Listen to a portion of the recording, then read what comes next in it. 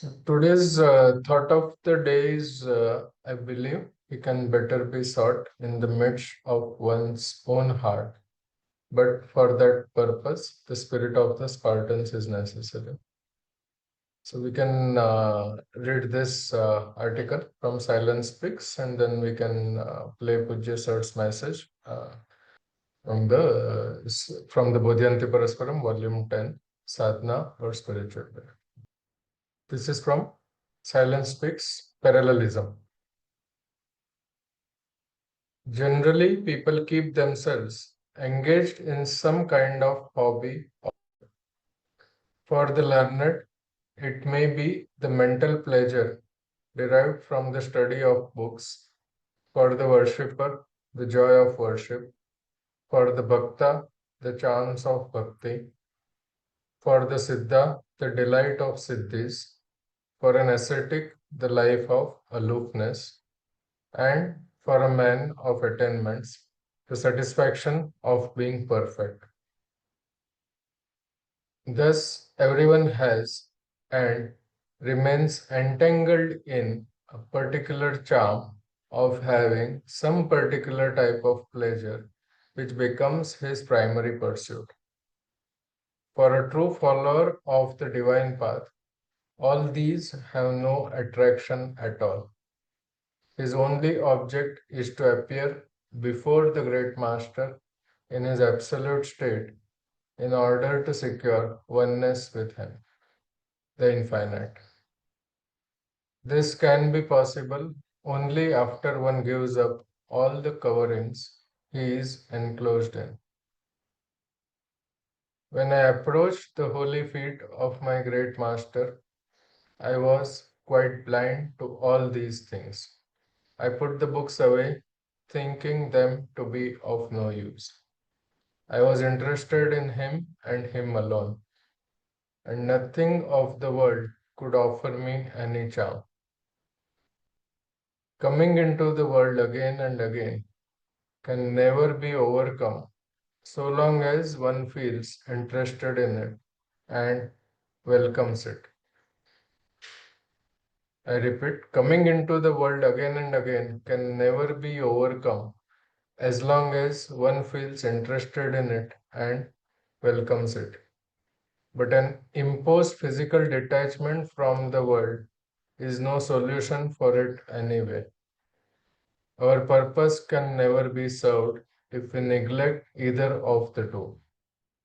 For our final success, it is certain that both the phases of life, the worldly and the divine, must go side by side, equally resplendent. We must fly with both wings outstretched.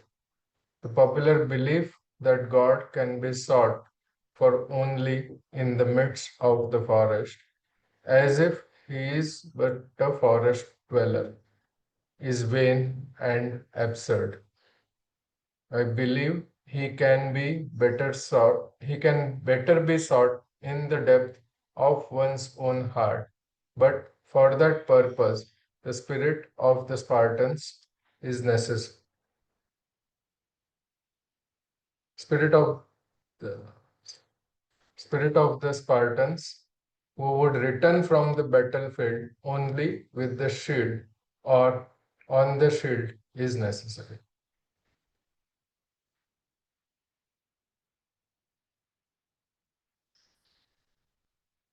Any questions, anything you want to add or ask?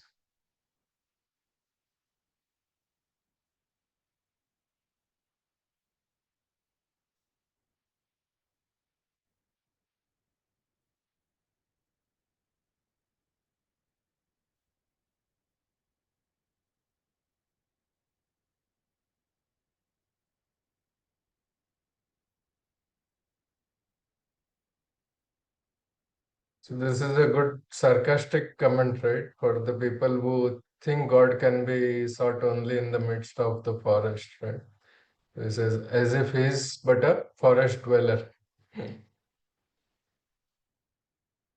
That's the old concept that you have to leave the civilized world and stay alone in the forest.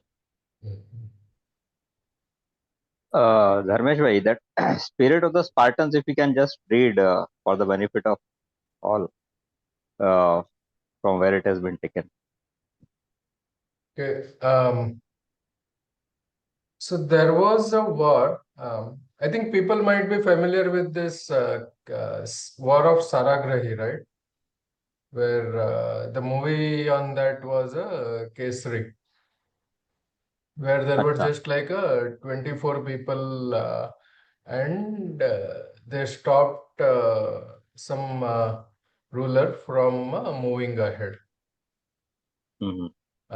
So similar is this in terms of the Spartans. There was a war where there were only 300 people as Spartans team, and on the other side there were 10,000.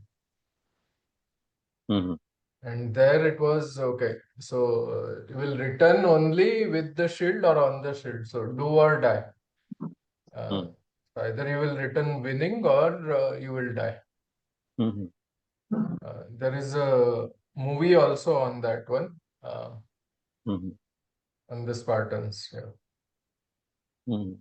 I think That's the only. I don't know the details in terms of which battlefield or from where, which countries and the timeline. Mhm. Anyone knows? Then yeah. are you, I just, if I can add, that is mainly related to sacrificing for the country, irrespective of the situation, that you know that you have like almost no chance to win that battle, but you still want to fight it out for the countries. Yeah. Mhm. Yeah. So I just also quickly looked up. So I think it basically spirit of Spartans in any situation. Basically, there are five areas where it excels. One is basically discipline. Other is courage, which is willingness to face overwhelming odds without fear. Then third is resilience, that is endurance in hardship and never giving up.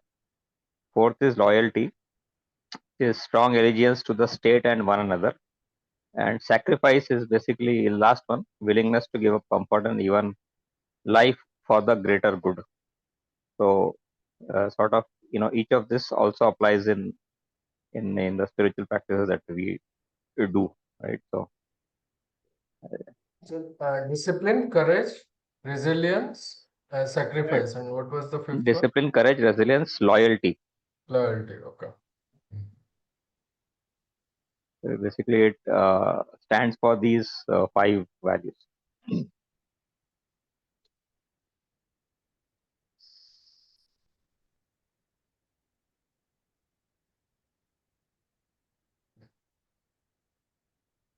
Any other comments?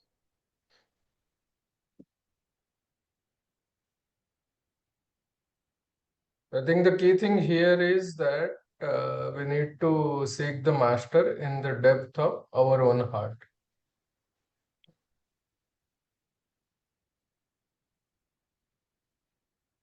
Okay.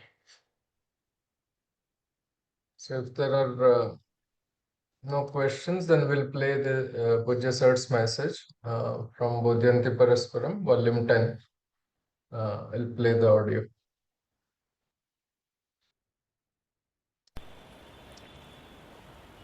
My dear associates in the path, Pranam. The other day, we were talking about the blissful condition of universal love. Of the many needs we have as human beings, the one that brings us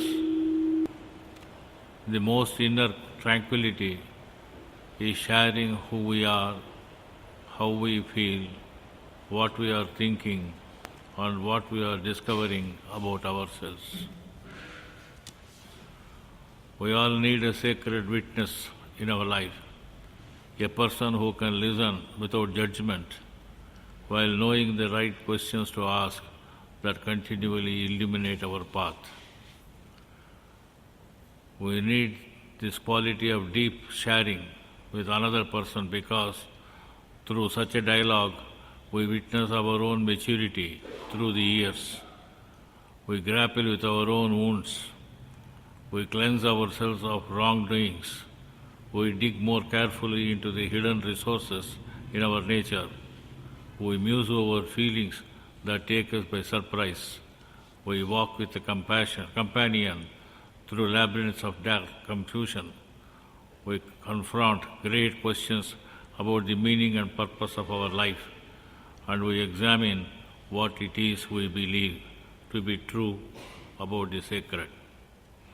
The quality of dialogue is what takes place in spiritual direction. The role of the trainer and that of the seeker is an austere enterprise.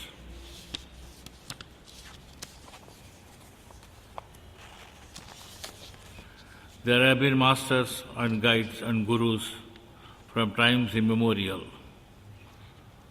But the system of our beloved Master provides trainers who know the path and are ready to throw light on the path and direct us in the right course.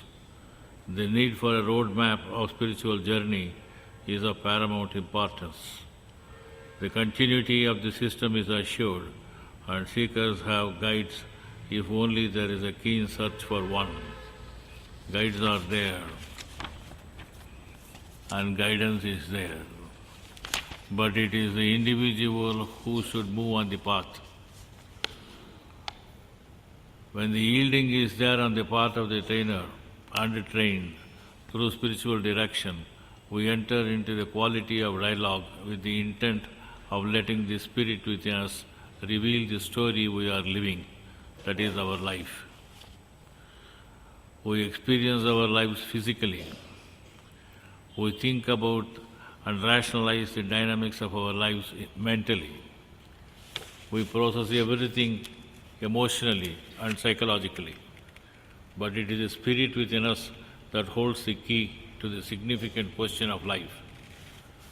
Spiritual direction or sadhana is the art of assisting a person in articulating a truth that is already bubbling up within us, longing to be realized. Thanks to the nature of love, the spirit within us always moves towards reconciliation, healing, wisdom, courage, and love. Spiritual direction is almost never through vocal words and manual signals, though such a utilization cannot be ruled out totally. We may wonder, what exactly is spirit? How do we know that our spirit really is? The reality is that we know more about us than we realize. Our spirit is that part of us that is ever consistent, ever present to us, even in the voice of inner conflict and stress.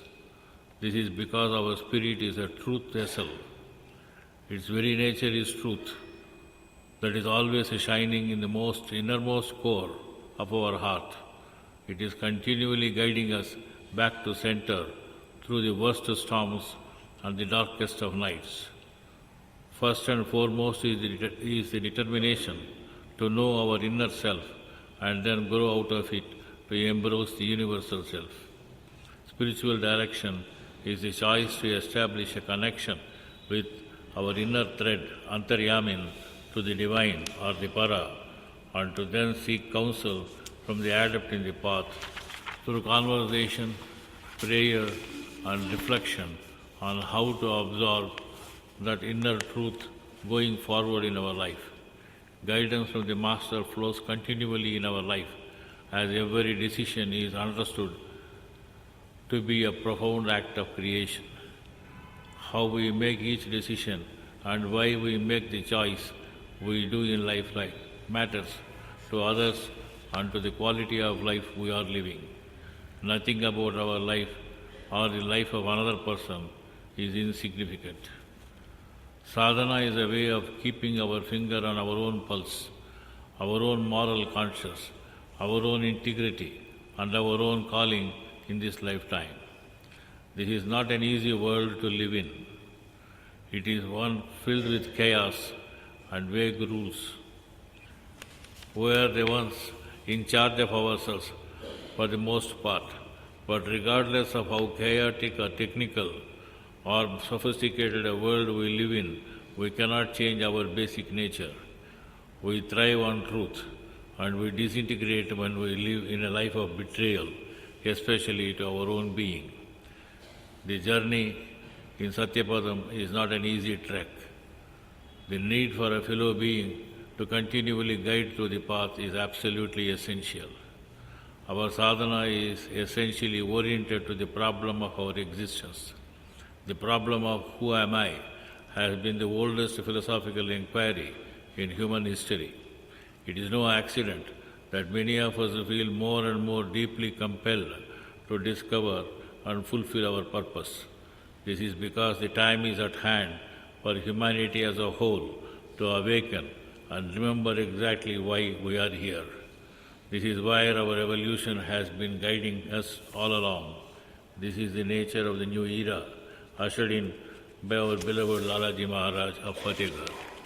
The question of what our purpose in life is can be hard to answer until we embrace the fact that our purpose is actually evolving right along the natural path.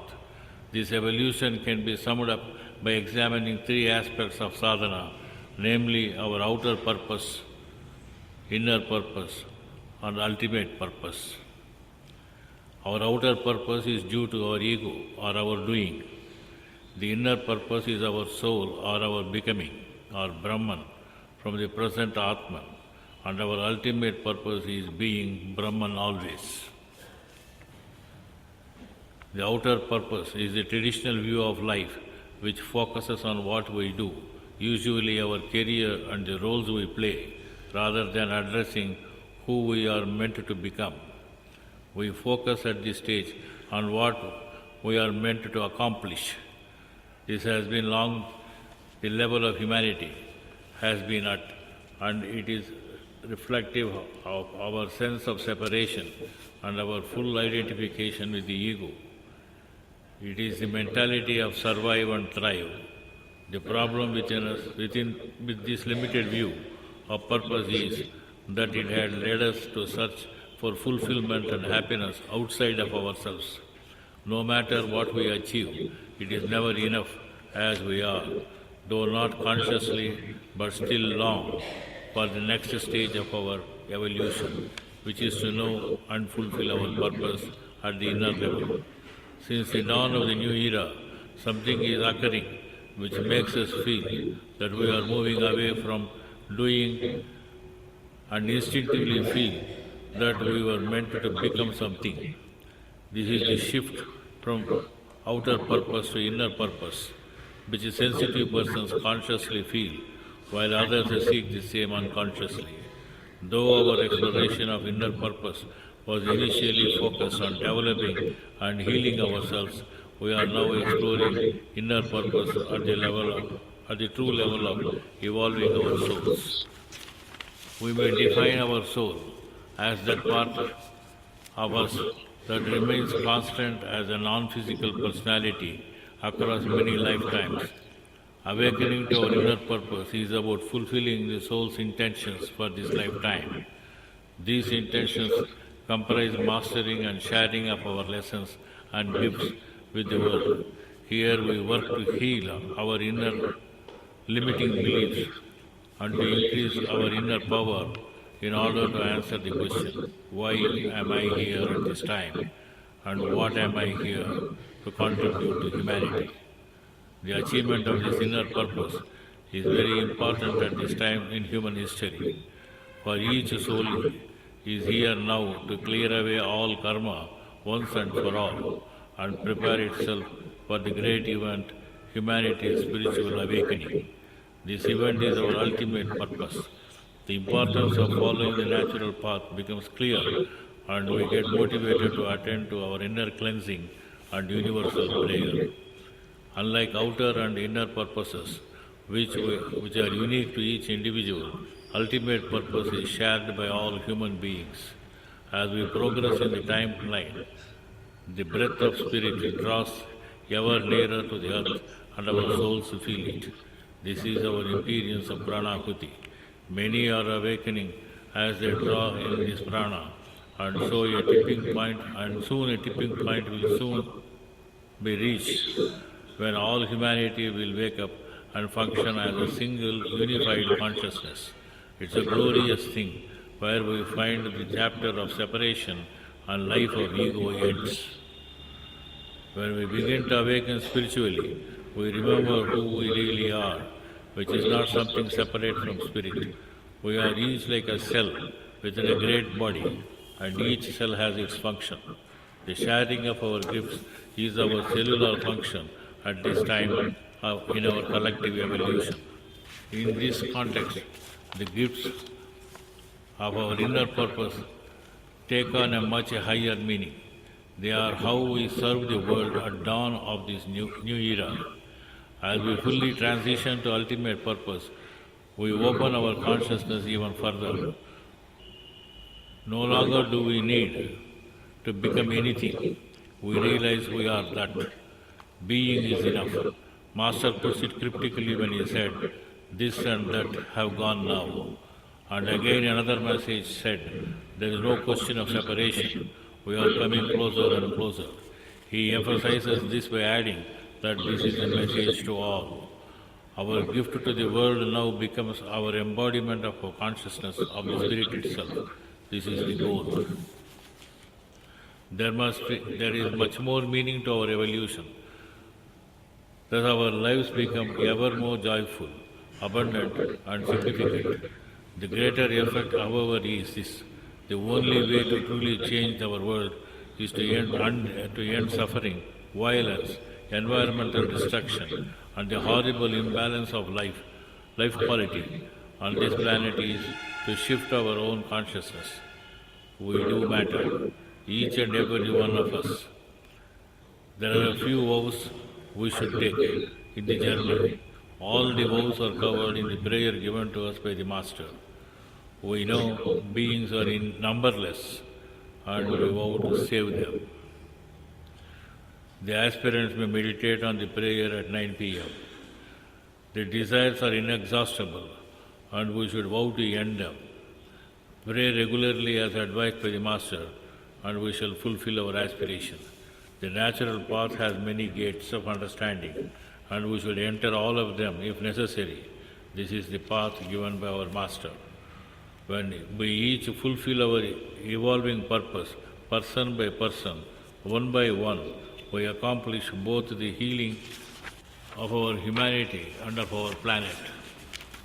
We also evolve spirit itself, and that is the true reason for our being and our sadhana.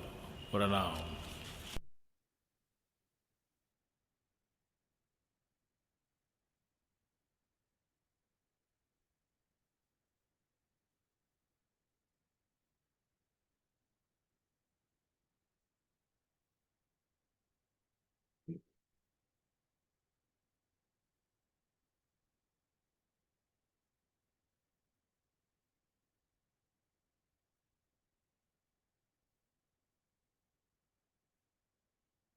That completes this chapter, Sadhana and Spiritual Direction. Anyone wants to add, ask?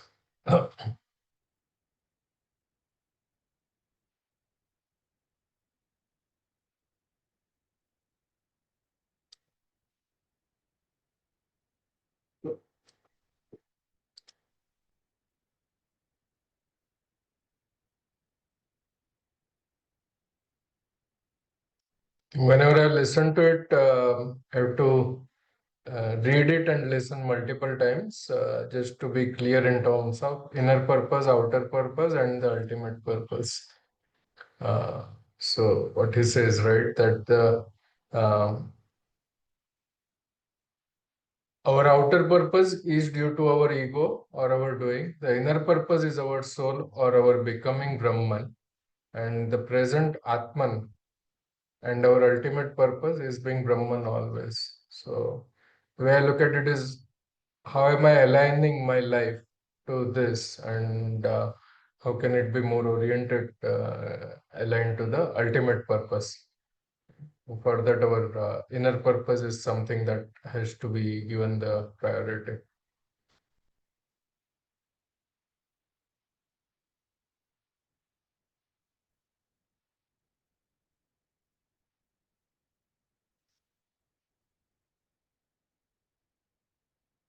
Anything else?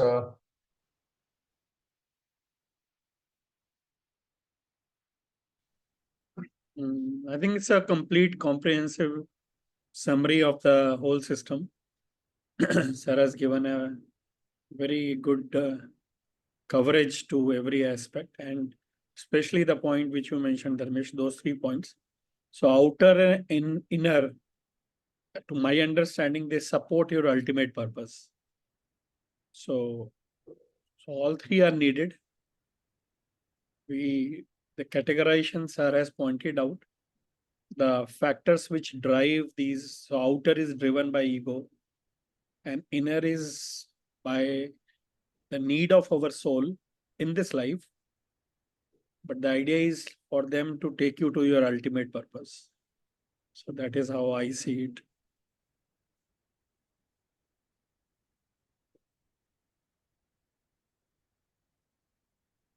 Anyone else wants to?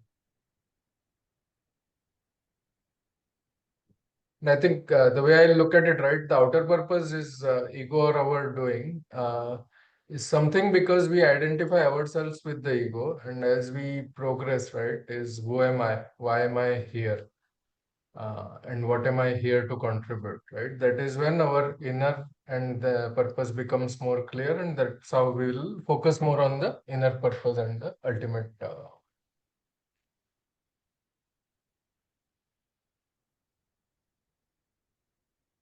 And this in the 10th para, right, the example, right, is something that helps us to come out of the separation. Just like we consider our body as one, and within the body, each cell is a different, but each cell does not consider itself as a different. And same thing, uh, he says, right, we are just like a cell within a great body. So you can consider that as a universe. Uh, and that way, if we are considering ourselves as just one cell in the universe and the whole universe as the great body, then that separation does not arise, and the interdependency and how we are contributing to the betterment of the universe. So that is how that should help us in terms of, again, uh, how we look at it and how we realize ourselves as our true self.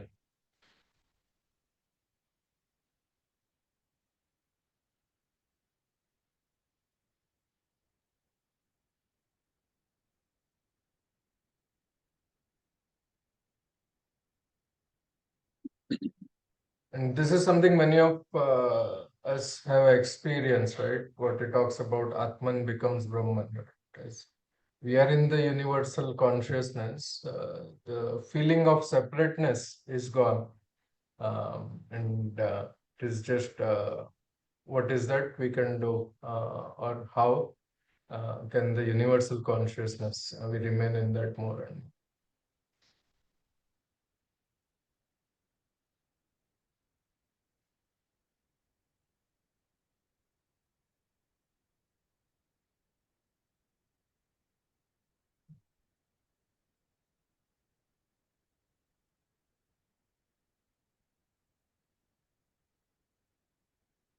anything else?